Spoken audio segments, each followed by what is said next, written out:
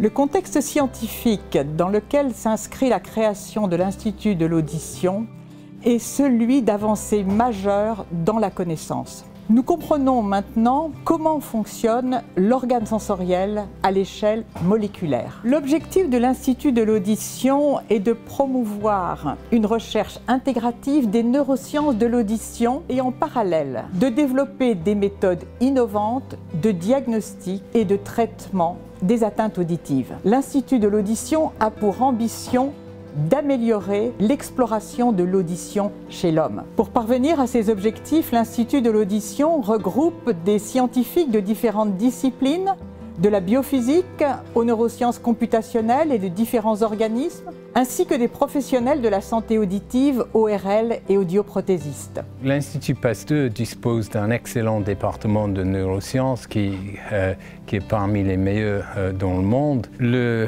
lien avec l'Institut de l'audition vient du fait que l'équipe du professeur Christine Petit a exploré les bases génétiques de différentes formes de la surdité. Je co-dirige l'équipe cognition auditive et communication à l'Institut de l'audition avec le docteur Diane Lazare. Le rôle de notre équipe, c'est d'être un petit peu l'interface pour essayer d'intégrer toutes ces recherches pour mieux comprendre la perception auditive dans le cerveau humain. Je suis absolument ravie de pouvoir rejoindre l'Institut de l'audition qui est une opportunité incroyable d'interaction, de collaboration entre plein de chercheurs fondamentaux et puis des médecins. Donc on va vraiment avoir la vision translationnelle de la recherche. Alors mon rôle au sein de l'Institut de l'audition va être de diriger le CERIA, qui est le Centre de recherche et d'innovation en audiologie humaine, et qui va nous permettre sur des sujets humains de faire les mesures de l'audition. Le CERIA est ambitieux puisqu'il prétend innover, donc c'est effectivement un rêve que nous avons d'inventer des nouveaux tests, de les mettre au point avec nos collègues chercheurs, cliniciens, mais aussi du monde extérieur, de manière à mieux comprendre le fonctionnement auditif et aussi les plaintes. De nos jours, il est de plus en plus commun de trouver des partenariats entre les secteurs publics et privés. À l'Institut Pasteur, nous sommes particulièrement fiers du partenariat qu'on a établi avec la société Sensorion, notamment dans le domaine de l'audition. Aujourd'hui, nous inaugurons l'Institut de l'audition.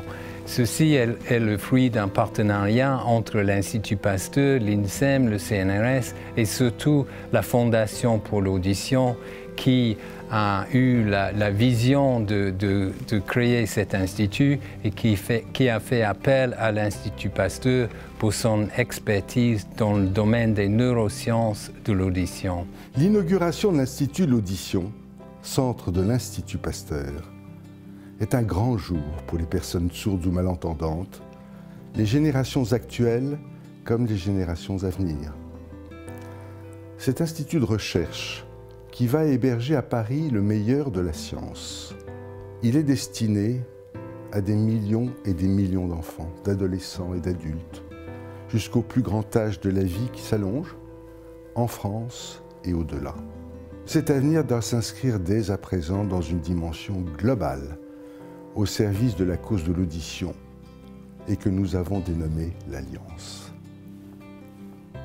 L'Alliance est ouverte aux progrès attendus de la recherche fondamentale et de la clinique. Elle est aussi ouverte aux enjeux sociétaux en rassemblant les acteurs de la vie publique.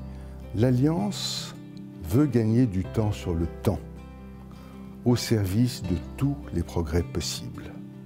Changer le regard sur cette cause invisible, peu comprise, encore taboue. Nous y sommes sûrement prêts tous ensemble, sur fond d'avancées scientifiques du plus haut niveau. Voilà, nous semble-t-il, notre formidable mission.